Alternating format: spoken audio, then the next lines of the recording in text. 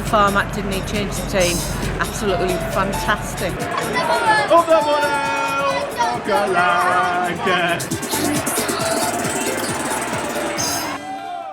Welcome to the latest edition of RedArmyTV. Phew, it really was. Got any tissues? I'd like to dab the old brow. 3-2 against Oxford to chew the cud over that. And the rest of the week's build-up towards Palace. We have a fine pair of gentlemen. Almost my next-door neighbour, Michael Jenney, joins us from Yarm. Welcome, mate. It's your first time, isn't it? Thank you, yeah. Bit of a virgin on Red Army. Yeah. And, of course, Robert Nichols, Fly Me to the Moon fame. Robert, good to have you with us, mate. We'll start with you, Robert.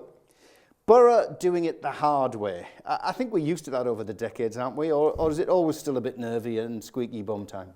Yeah, always nervy. I thought we were playing so well. We were so much better than we had been against Accrington Stanley, certainly. And we looked so comfortable, didn't it?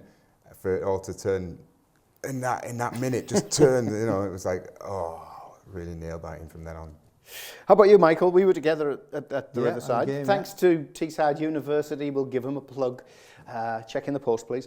But it was all we were also relaxed and happy and jolly at half time. Yeah, the first half was fantastic. It was great. They went out there really positive. 2 goals. Yeah. 2 goals, which was excellent. And even before that crazy minute, we didn't seem to turn up at the second half. We just came out a bit slow, a bit sluggish. We were inviting pressure, give away a few free kicks, which one of them led to the goal. But it was just a great cup game. You know, we got the result. It was excellent, but I just thought it was just a great game. And I was pretty confident. And I was confident the fact that he was positive with his substitutions as well. I thought he made some real positive substitutions. And but fortunately, we got the 3rd goal. And we're in the last 8. Yeah, hey, we'll come on to those substitutions in a minute. Robert, why 2 goals in a minute? Why put ourselves under pressure? Yeah, it was ill discipline, I suppose, wasn't it? And was it complacency? Did we think we had it won?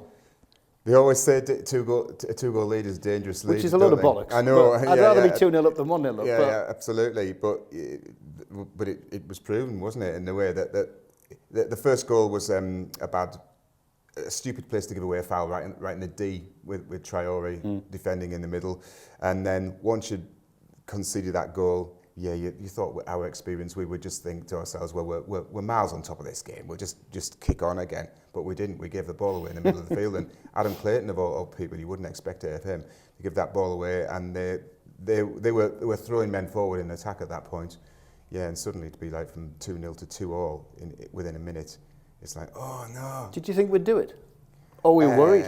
I was worried, yeah. I thought we were facing up to a replay, and possibly they might nick it as well.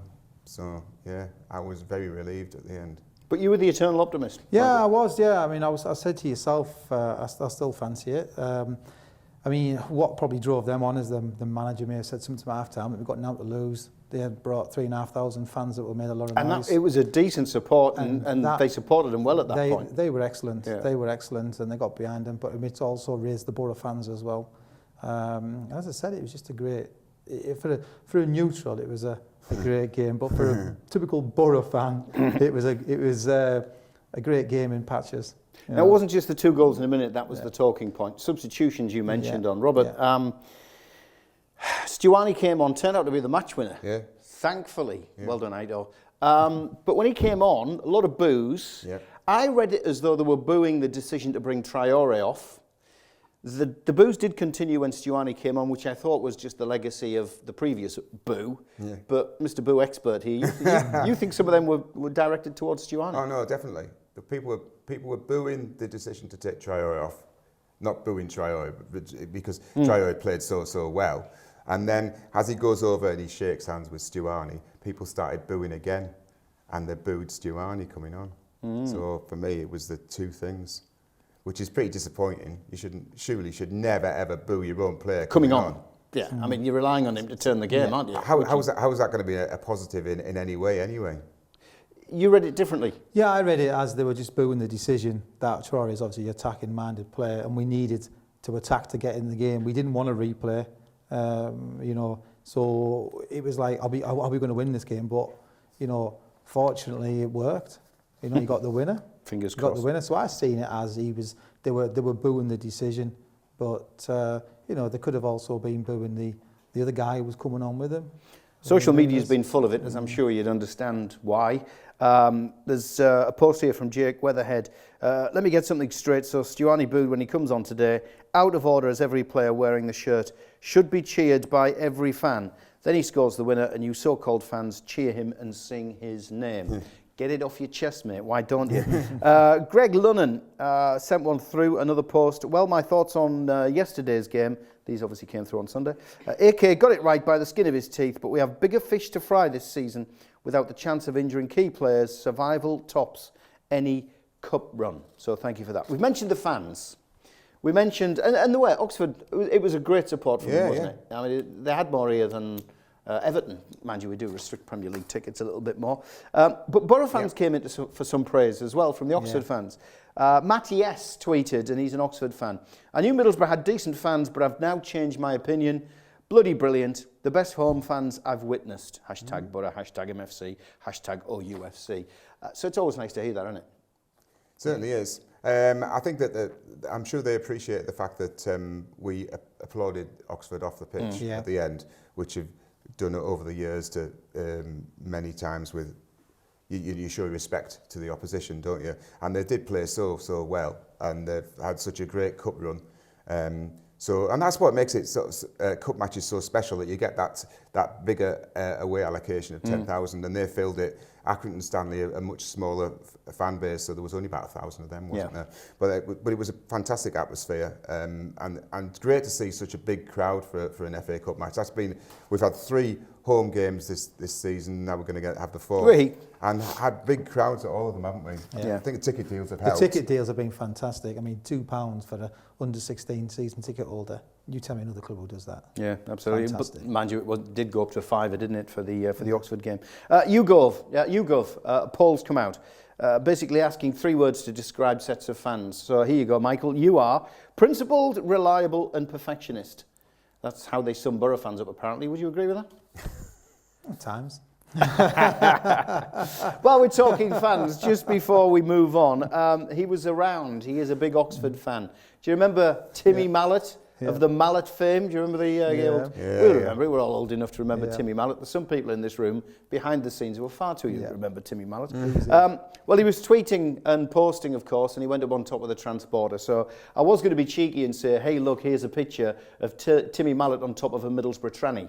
But I might get myself into trouble on that one. But it was good to see him, actually. I did get a selfie with Timmy Mallet. So that's Oxford to bed, and well done Oxford for playing their part. The draw came about. We did ask the question, as per usual. We all throw the poll in and we try to cause a bit of trouble. If there were only 2 options, and those options were Premier League team at home for the Borough, or Millwall or Lincoln away from home, which would you go for? Quite interestingly, 72% said they'd rather be away from home at either Millwall or Lincoln. Can you understand that? Would you rather have a home advantage? I can understand it, but I would sort of divide up that. I would say that I'd love to go to Sincil Bank, love to go and play Lincoln, be part of that. Wouldn't be easy, but to go to Millwall is a totally different kettle of fish. It's such a the atmosphere there is something else, and we've had like pitch invasions, threatened pitch invasions, in recent visits there. So no, I wouldn't go for that. Well, there were quite a few greedy people who said Lincoln or Millwall at home, but that was not part of the poll. Before the balls came out, what did you fancy, Michael? Well, I think we all wanted Lincoln. Not your balls, the FA balls. We all wanted Lincoln at home, and the second choice Millwall at home. But you got to look at, Chelsea wouldn't have wrapped the league up by then, so they might be under a bit of pressure. Man City could be chasing on a few of the fronts, Champions League, so they might not play the best team. They might go in with a different attitude to what the Borough is, and they're not the best at the back, are they? No, and we did pull Huddersfield Man City, and as you've been telling us before we came into the studio, there is a possibility Huddersfield might still do it. Yeah, Huddersfield do play a high pressing game, and I know City have struggled at times against teams like Liverpool when they've played it, so hopefully Huddersfield You know, they're on a bit of a run, might just pull it off. Hey, we did it a couple of years ago. We went there and beat them. Yeah. So from the championship, so you never know. Would you fancy that, Huddersfield at home? It'd be nice, wouldn't it? Adam Clayton probably would. You know, yeah, I would, but then we've got a fantastic record, cup record against Manchester City in recent years. I'm sure their fans didn't enjoy that. You know, the prospect of coming to Middlesbrough. Obviously, only a couple of years go back when we beat them when they were Premier League champions, didn't we? And that weekend, immediately after that, they've got to focus on the Champions League as well. So distractions, possibly. Could that play its part, or is City too big a squad for that? No, it can play its part. They have lost the focus at times. Even this season, you wouldn't have expected it under Pep, but they have. So, why not? It's been really good that the FA Cup has not been a distraction for us at all. Now it becomes there's a question about it now because of games having to be rearranged. But it's really helped us. It's really helped bed in some players, and as Michael said, fantastic to get those 2 goals, and great that Rudy Gestede got off the mark as well. Brilliant. So it really has helped our Premier League survival. But also it's like the FA Cup dream, and you're just one step away from Wembley. It's also given us a recent run of home victories as well. Yeah. At some point, Michael, that's got to rub off on the league, particularly with the handful of games we've got against those around us at the bottom of the table. Definitely. I mean, our next home league game's now not going to be till the 19th of March. United at home, which I predict we'll get 3 points there. But good man. Confident. You know, as you said, they've got to start picking up some victories. Got a lot of draws this season, and we've got a bit of a tough run in. So, but I think the players will know what's got to be done, and it's silly season, isn't it? Anything can happen this time of the year. But the cup will, you know, them extra games is giving some players a bit of confidence, as you were saying, like Gestede. You know, Downing playing more of a central role on Saturday, sort of show him what he can do. It's Jenney coming on, you know, and getting that winner. So it will put a lot of confidence into the team. We just don't want a repeat of 97, please. Winner takes it all. I was just told in the office earlier I hadn't picked it up at all.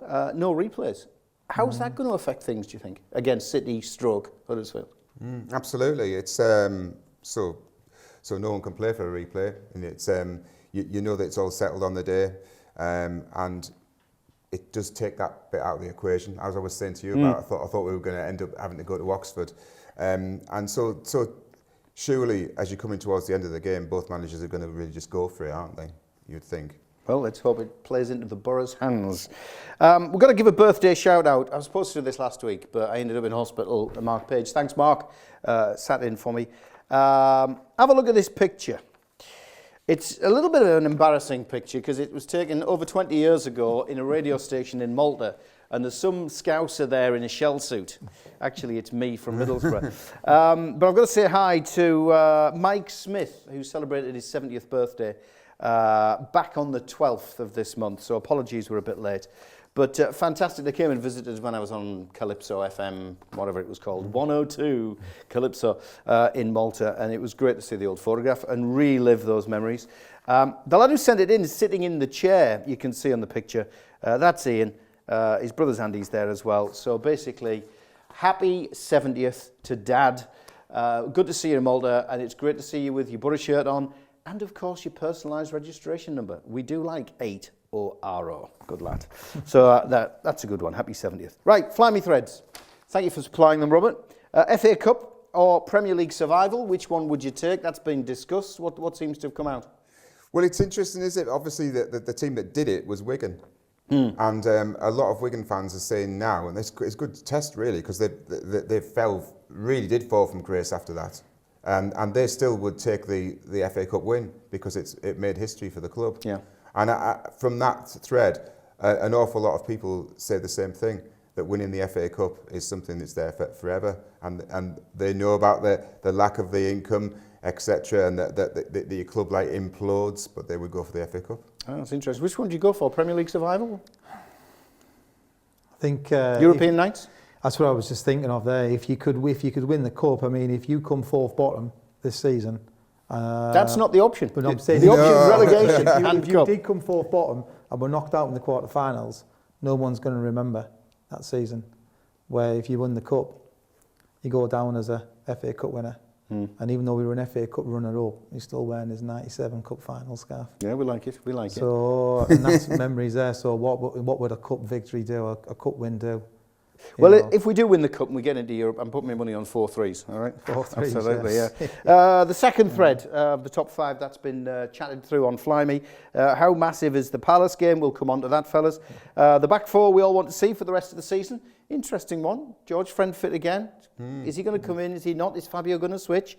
Will Chambers come inside? But obviously the guys have been discussing that on the message board.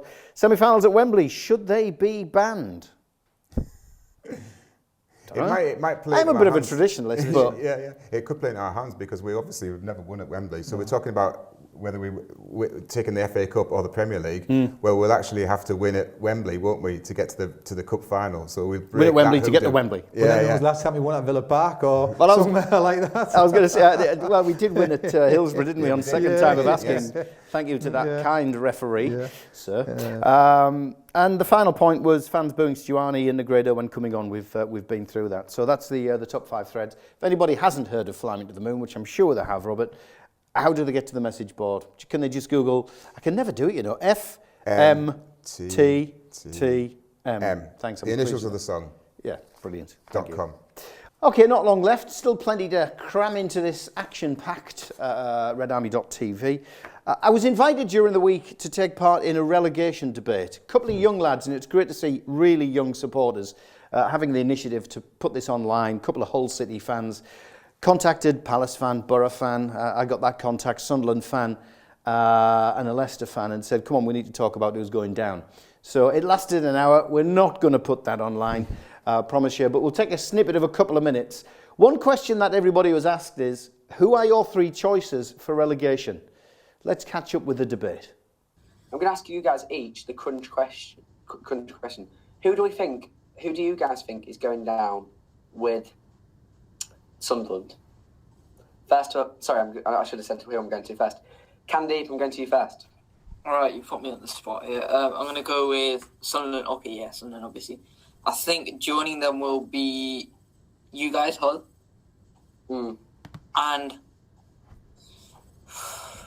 And Swansea. I don't know why Swansea keep this form for that long because their defence is not the best defence. And I think all of us have got better defences than Swansea, which is why I think they will, even though they've got a decent cushion now of points, I still think they'll be there at the end of the season and they'll go down. Yeah. Yeah, I could definitely. I actually forgot about Swansea because obviously they've had a great run of farm recently. I don't think they're safe, fellas. It's Dave at Middlesbrough. I don't think they're safe. I think they're on a great run of form at the moment. 4 wins out of the last 6. If they keep that up, then they will be safe. But they're not safe just yet. They've had fresh blood in as far as the manager's concerned. That gives them a lift. People are here saying we should be putting fresh blood in the manager's chair, but that's not going to happen. Steve Gibson's probably one of the most loyal chairman in English football. But I don't think Swansea are safe. Give them another couple of games. Let's see if that winning streak continues. If it doesn't, they could very quickly come back down. They're only 2 points ahead of us, and we've got a better goal difference. So if we can make that 2 points up, we pull Swansea back into it. But just to answer your question, I'm sorry to say, with me fingers crossed, I think the bottom 3 as we see it now are going to be the bottom 3 come the end of the season, as long as Middlesbrough keep attacking. What do you think, Nick? I actually agree with Dave. In fact, I'll go further than what Dave just said. If you look at Bournemouth are in 14th place. Currently, they're sitting on 26 points. It will only need 1 or 2 of us to, and it doesn't matter who it is really, but 1 or 2 of the clubs to put in a run of 2 or 3 games and get some points on the board. Okay, and as high as 14th can still go down. I'm going to carry on talking, guys, because I see you can still hear me.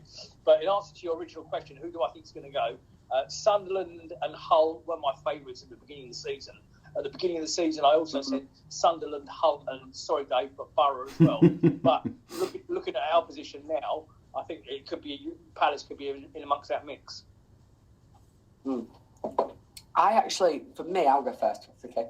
I actually think that I do think that Sunderland would go down, regardless of whether or not the Sunderland fan we had on was on. I think they've had so much luck over the past 2 seasons. They had one of the greatest escapes ever a few years ago. I think their luck's run out. To be honest, I just there's no, how can you go? I mean, that win at Palace when they won 4-0 gave them hope, but then when losing at home 4-0 the next week just shows that there's no real substance there. I think going down with them, I'm going to say Leicester. I can't believe I'm saying that, but I just feel like unless something changes soon, you with the distraction of Champions League football and FA Cup, potentially, I don't. You might say, oh, they can't go down. There's no way they can go down after they won last year. No one thought they could win the league last year. Anything can happen. And I think going down with them, I think it'll probably be Middlesbrough. I'm going to say. I'm sorry. I'm sorry, Dave, but I think it's us or them, and I'm not gonna say my own team's going down. I think we'll stay up. So I've got to say thanks to Richard and Henry, the Hull City fans, for organising that one. So just to wrap it off, fellas, Richard and Henry said it was going to be Sunderland, Leicester. They edged towards Borough, but at the end their true colours were revealed when they said, well, we'll be there, but we can't go against our own team. Cam Deep from Leicester, Sunderland, Hull, Swansea. Interesting to see Swansea being pegged back, because I don't think they're out of it yet.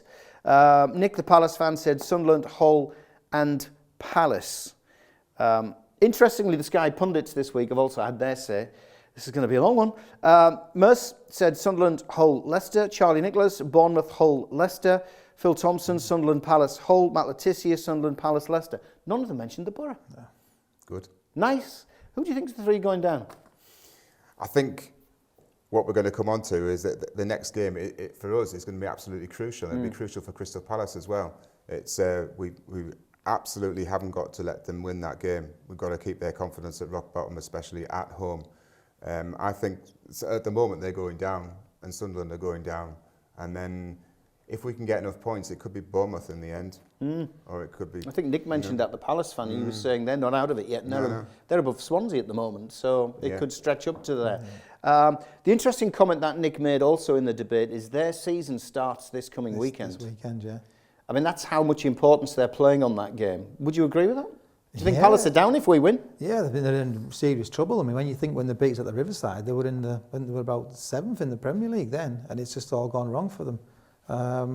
They're not scoring. They used to be scoring, but conceding. But now they're just conceding and not scoring. Any team that gets turned over at home 4 by Sunderland are in big trouble, aren't they? So their season is really starting now.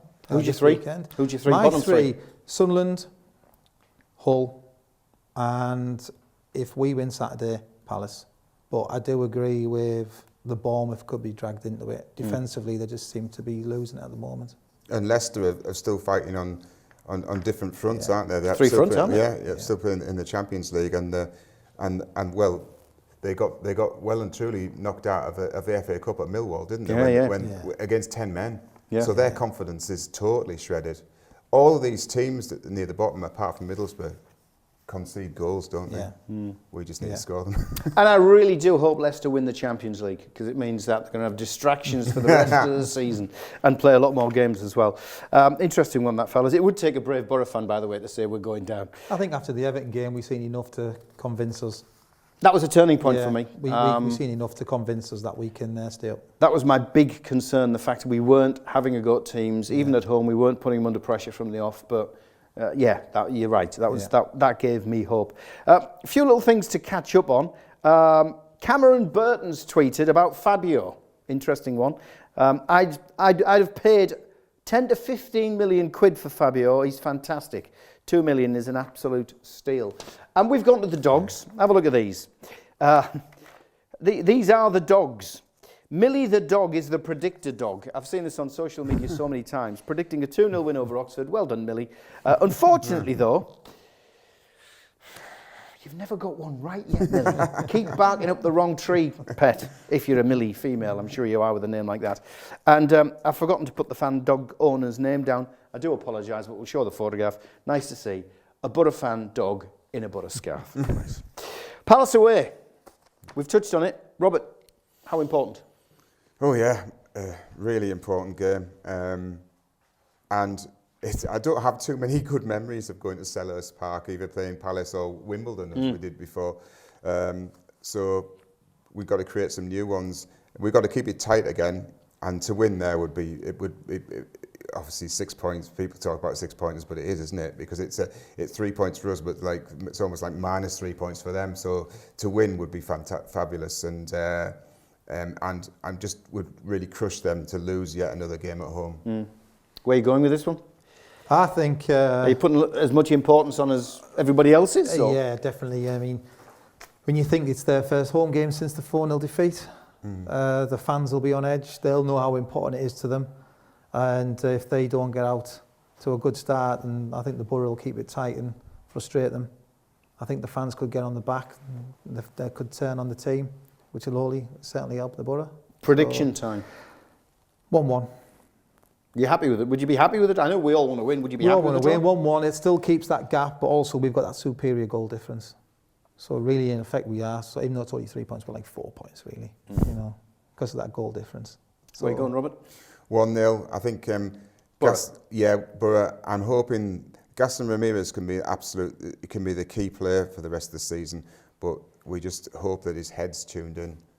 It's been interesting that he's not stuck around after the 2 games. He's gone straight off the field. He's not stuck around at the end of the match. I don't know whether that says. But the shifts he's put in seem to be all right. Yeah. To be positive enough. Yeah, he's still threatened. He got booked in his first game and threatened to get booked against Oxford. So that's again the slight negative. But yeah, he can make a world of difference for us now, and it's almost like we did these big signing that we didn't get in January. Ramirez is the kind of guy who can deliver it for us. Yeah, well, I can't offer Parmos around my house because Ali did that. He took that line. But I will get the fish and chips in over on Redcar Seafront if we come away with the victory. I won't tell you how many people I'll buy them for, but I'll get them in. I'm going to go for a 1-0, fellas. 6 weeks ago, I did the old run-in and I went for a draw at that moment in time. But I just think that 4-0 Sunderland's really, hopefully, it's knocked their ends in. So I'll go for off the backside of, doesn't matter who it is. As long as it crosses the line and we win 1-0. Thank you for your time, fellas. Yep. Absolute pleasure. Fingers crossed, we're going to come back from Selhurst Park for once with 3 points. We'll catch you next week.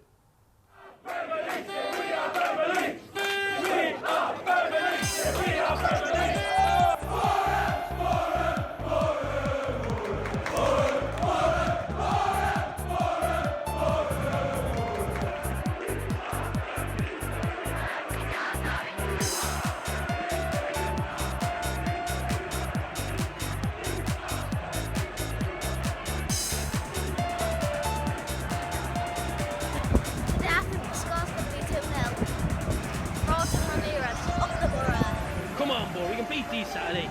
Come on, lads, believe. Come on.